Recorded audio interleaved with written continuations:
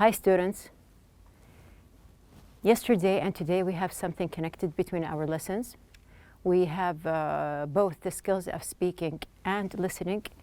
Yesterday we started with the conversation lesson, which we had about a kind of discussion around sports. There was a kind of agreement, there was agreeing, disagreeing. So let's just revise what we took yesterday. Now the conversation that we had was between Fahad and Ali, or Adil here. And we have, there was 4 types of real talk phrases. Now we have just, hard to swallow, a dime of a dozen, and doze off. The meanings that we have here, let's see the first one. We have here not easy to believe. Just to match between the two, the phrase that we have and the 4 phrases, just match between them. We can see not easy to believe. You can remember goes with, yes, hard to swallow. We have also so common that it doesn't have value. We said something is so normal, so common that it is said that it is a dime a dozen. We have also very or really. We said it's the same thing, just to say just, yes. And the last one, doze off, is the same meaning as we have here. Yes, fall asleep. So we have here, this is going to be the 4th type of real phrase, a real talk phrase. After that, we have agreement and disagreement, as we said. Now, these are different phrases for using or the types that we can use in conversation to agree or disagree. I am going to use them directly in like a story that we have here. It's like, it's close to the assignment that you have here, but actually I have it written just for you as an example. So this is my friend Maha. We were talking about films the other day. I agreed completely when Maha said that most films are boring nowadays. And when she said that it is just a waste of money to go to the movie theater, I couldn't agree more. I said, but there are a few good ones. You're right about that, she replied, but they have been producing all these animations which I feel are for kids. Well, I see it differently, I said, and then I told her about a few animations that I have seen. You must be joking, she laughed. They are just cartoons. Maha still wasn't convinced even after I told her that they were enjoyable. I'm afraid I don't really agree, Maha answered, but I've got an idea. Why don't we go and watch 2 movies and compare between them? We can see an animation and a mystery film. I'm not so sure about that, I replied, laughing. I'm not a mystery fan.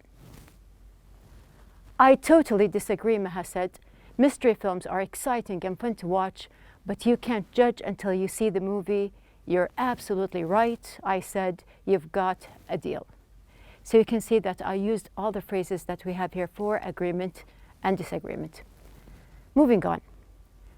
Now, just to change from the topic again, first of all, we talked about films, and then we said that as a change of the kind of discussion, we had a kind of sports commentary and what Adil and his friend thought about the game. Now, just to think about it, there are a lot of things that you can see on TV, and we discussed that yesterday. As we said, we have here drama, movies, comedy, reality, music, kid shows, sports, and news. And also, you can use a TV guide to see different kinds of shows. So we have here different shows. We have maybe cooking shows, scientific shows. There are kinds of shows that are connected to the environment. There are other things that are concerned about decorations and so on. So we have here, there are a lot of TV shows which you can enjoy, and our listening lesson for today is going to be about a kind or a type of show that we will discuss. So the objectives that we have here, first of all, to give the meanings of words based on the text. So we're going to understand the whole context in general, and you can just understand specific words, what do they mean from the whole context. Then we have in number 2, to list design differences based on description. So note that and just put it in mind. And then we have here to enumerate the advantages and disadvantages of each design. We will explain. You are going to listen to the interview from the TV show Special Places for Special People and complete the chart. Put in mind the chart that you have here in your book. Now you have on page number 59 in the book. Just open your page and you will find, yes, there is a program called Special Places for Special People. You will find that it was a morning show on home and work design. So it is specialized in kinds of decorations, interior design, we can say. And you have this kind of table. You will find some questions, and there's going to be a kind of comparison between 4 types. So we have here design number 1, design number 2, design number 3. We have the final design. Put in mind that the one who is going to talk, he is going to talk about the 4 designs. And you have to concentrate on, we have here what was good about it, what was bad about it, so the advantages and disadvantages, and then what was the CEO's opinion. So the interview is going to be with the CEO, an interview with Mr. Douglas, as we said, the CEO, about different designs. Concentrate on the table and listen. Starting. This is Special Places for Special People, your morning show on home and work design. As you can see, we have just walked into the fabulous newly designed interior of an old building in the center of town. The building has been cleared out to form large open-plan offices, as well as comfortable glassed-in private offices along the front. We are being met by Mr. Douglas, the CEO of Streamline Airlines. This is the Streamline headquarters, and a lot of money, time, and effort have gone into renovating the building and redesigning the interior. This special... Good morning, Mr. Douglas. Hello, and welcome to our new offices. Thank you. So this is it. How do you feel about the space and the way it has been designed?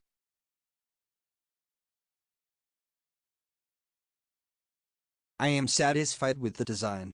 It certainly lives up to our expectations aesthetically, and it complements the style of the building and the location. Actually, the initial design was not quite what we needed, and different parts of the building were not optimally utilized. There are so many things one has to take into consideration: functional issues, such as the number of employees, meeting rooms, facilities for self-catering, mail, insulation, electronic equipment, storage, and a lot more. Naturally, all these other aspects need to be catered to while making the most of the space and lighting, and managing to develop a distinct, yet pleasing, style that will contribute to a positive atmosphere. It was really frustrating to have to compromise the style of the design in order to meet functional needs at times. We had to reject the second design, which was superb from an aesthetic viewpoint and quite minimalist, because it required staff to squeeze into tiny cubicles along the back, out of the way. Then the third design, a modified version of the second one, was really disappointing, because it was neither stylish nor fully functional. Finally, the team of architects and decorators that had taken on the project decided to go back to the drawing board and came up with 3 wonderful options. Naturally, they were presented to the board and we chose this one. It's a long, arduous process, but in the end it all comes together. So this was your choice. I take it, including that glass cylinder in the middle of each floor that I suppose goes up to the roof. And I can see plants that are suspended and plants placed in niches all the way to the top. Whose idea was that? Oh, well, that was our staff. We invited them to contribute to our new premises in a way that would signal our green policies, and this is what they came up with. The final choice regarding the design was made by the whole board. I do like it, and I think it is quite efficient in practice. My only complaint about it is that it is not modern enough.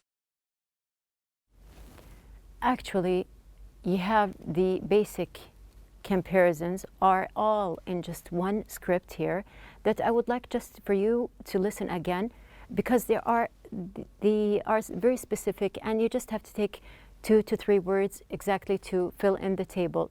So just one more time, I just want to play just one script again. I am satisfied with the design. It certainly lives up to our expectations aesthetically, and it complements the style of the building and the location.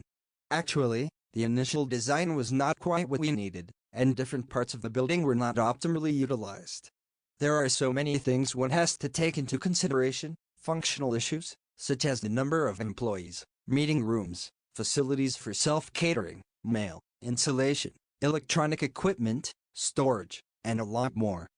Naturally, all these other aspects need to be catered to while making the most of the space and lighting, and managing to develop a distinct, yet pleasing, style that will contribute to a positive atmosphere. It was really frustrating to have to compromise the style of the design in order to meet functional needs at times.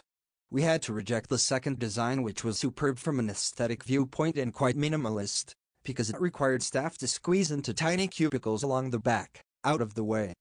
Then the third design, a modified version of the second one, was really disappointing because it was neither stylish nor fully functional.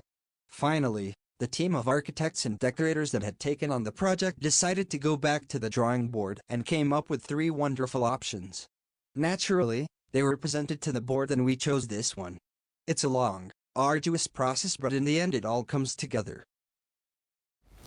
Okay, so you heard twice Mr. Douglas, or the CEO, he was talking about the 4 designs that they had. Now you can say that something he wasn't very satisfied with. The second project, I think that he saw that it was rejected from the start. So we're going to just revise what you heard in the table. So we're going to see here. Yes, now we have here in this table, we're going to see the questions and each design. So first of all, we have here design number 1. Now design number 1, we have the first one, it is stylish. So this is the good part about it. And then we have the bad part, or we have here what was bad about it. We can say that it had functional problems.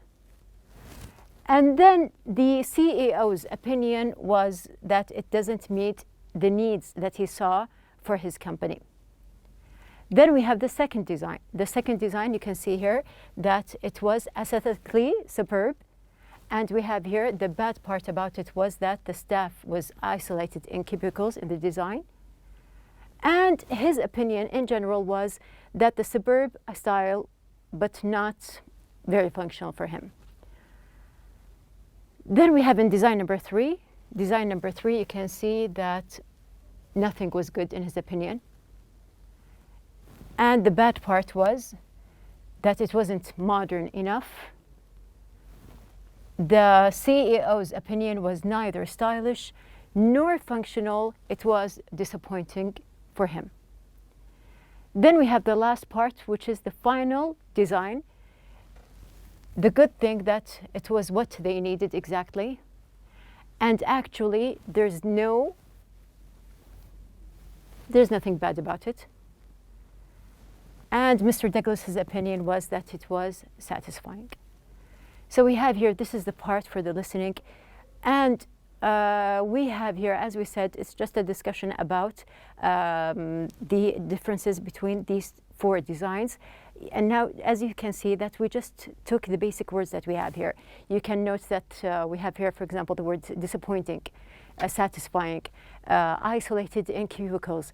We have here not functional, for example, doesn't meet needs, stylish.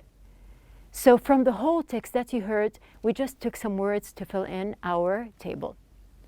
Now our lesson in general was a show interview, and the show interview was about interior designs, which we did some kind of comparing or comparison between the 4 designs, and at the end we know what Mr. Douglas liked and what they agreed on.